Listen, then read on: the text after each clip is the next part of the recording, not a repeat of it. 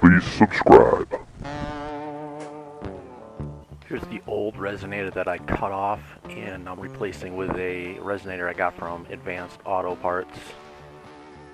The end diameters, I believe, were 1.7/8", and the other resonator, the new one, I went with 2" so that the old exhaust would fit inside the resonator, the new one.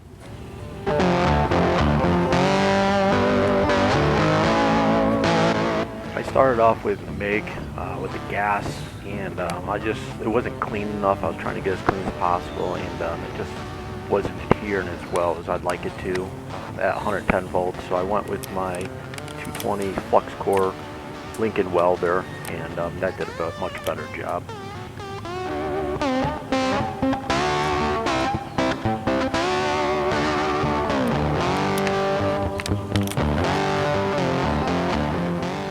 Not very pretty looking, but at the end of the day it works, so I'm going to go with that. The hard part was trying to get up on top next to the body here, the frame of the vehicle, and I'm trying to get up on top there, the top edge.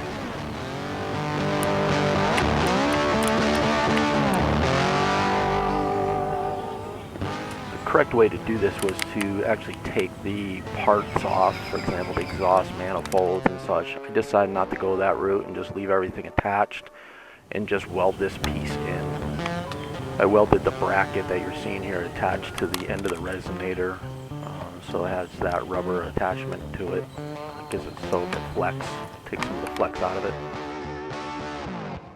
Thanks for watching, and don't forget to subscribe.